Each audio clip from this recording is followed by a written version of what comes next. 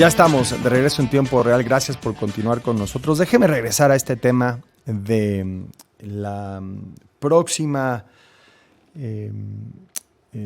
presidenta de la Comisión Nacional de los Derechos Humanos.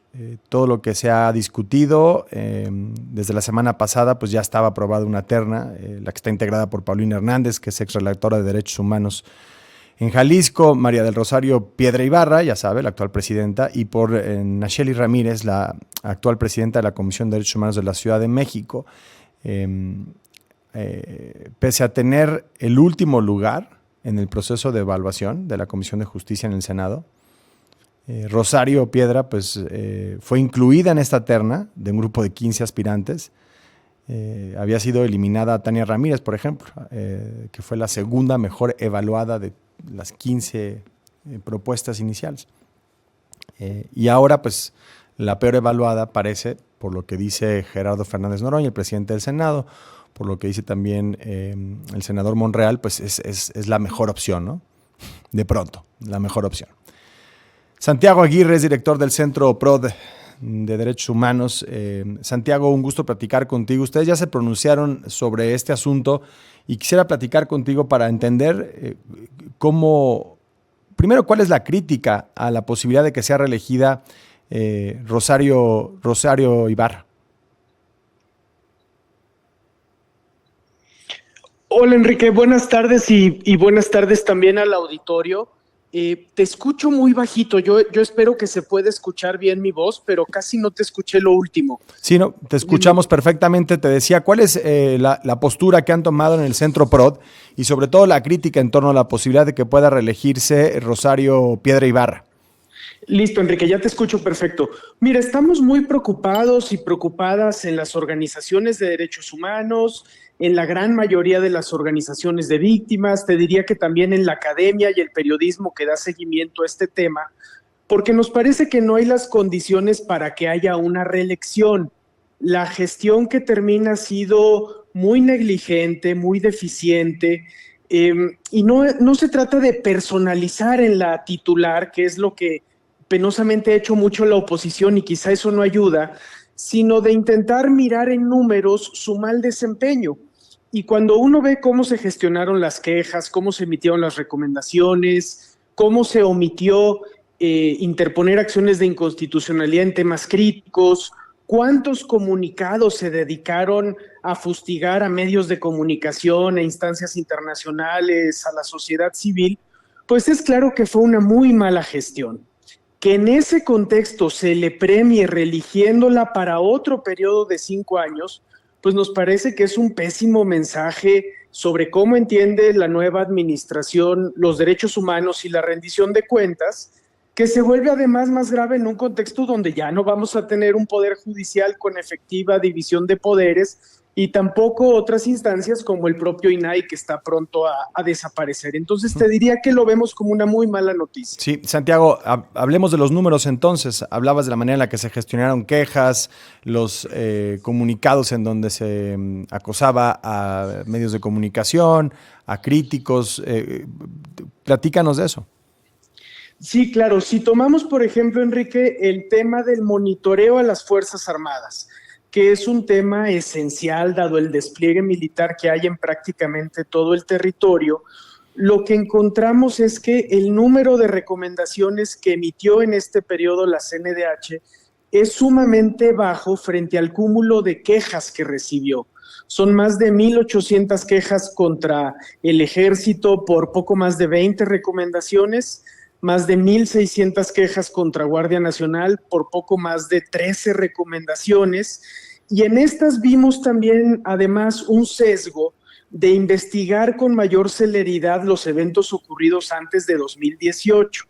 Entonces, numéricamente podemos con contundencia hacer la conclusión de que esta CNDH tuvo una excesiva laxitud para evaluar el desempeño de las corporaciones de seguridad del sexenio del presidente López Obrador. Y eso es lo que se está premiando en un contexto donde con la reciente reforma de Guardia Nacional todavía vamos a tener más despliegue militar. Simplemente podemos ver este mes, Enrique, ¿no? Tenemos ya eventos donde se han denunciado uso desproporcionado de la fuerza letal en Chiapas con los migrantes, en Sinaloa, en el contexto terrible que vive ahora el Estado, en Nuevo Laredo, y de todos esos casos no vimos un solo pronunciamiento de la CNDH. Más aún, se intentó recientemente cambiar el artículo primero constitucional, que es la base del régimen legal de derechos humanos en México, y la CNDH no tuvo una sola palabra pública, ¿no? Sí. Si no es la candidata mejor evaluada, de hecho es la peor evaluada, si no es la candidata que las organizaciones dedicadas al tema de los derechos humanos en nuestro país respaldan o recomiendan o aceptan, si tampoco es de forma inicial la candidata que el oficialismo quiere, entonces ¿quién es la candidata y por qué está quedando en esta posición? Pues mira, Enrique, ahí entramos al terreno de la especulación. Nosotros estuvimos en el Parlamento abierto, inició bien el proceso en el Senado, pero a partir de que se le incorporó a la terna, las cosas se han vuelto muy irregulares y muy extrañas. Yo lo que te diría es que todo parece indicar que es la candidata de la anterior administración, es la candidata con la que también se sienten cómodos el ejército, y también te diría que hay una percepción de que, digamos, renovar la CNDH en vez de darle continuidad, de alguna manera es emitir un juicio reprobatorio sobre lo que se hizo en el sexenio pasado, y hay senadores y senadoras que no están dispuestos a hacer eso en la Cámara Alta. Creo que ese es un resumen de lo que estamos viendo. Pues sí, como dices, entraríamos al terreno de la especulación, pero también los elementos para nutrir esa especulación, pues los han aportado los mismos senadores, el mismo proceso, cuando se arma toda esta, pues, ¿qué será? Teatro político, porque si los datos objetivos señalan exactamente lo opuesto a lo que se está decidiendo, pues parece ser una pantomima, ¿no? Una toma de pelo para todos y nuevamente un proceso, una asamblea abierta, un parlamento abierto del que ya hablabas,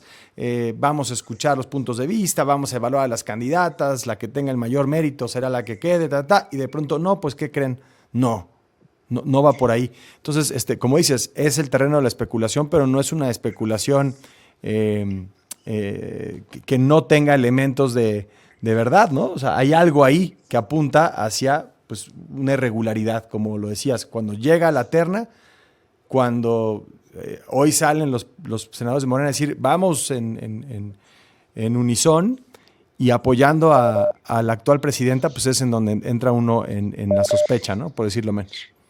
Sin duda, Enrique, y en el actual contexto es una señal muy preocupante porque, digamos, si esta va a ser la tónica, por ejemplo, de los comités de selección que van a definir qué personas van a las urnas para la elección judicial, pues estamos en aprietos, porque si lo que va a privar va a ser simular criterios técnicos hasta que venga la línea política, pues francamente no nos augura nada bueno el tipo de deliberación que vamos a tener. En eso me quedo. Simular criterios técnicos hasta que venga la línea política. ¿Y de dónde viene la línea política? Pues al menos en este asunto apunta a Tabasco. Muchísimas gracias, Santiago. Te agradezco mucho, Santiago Aguirre, director del Centro PROD.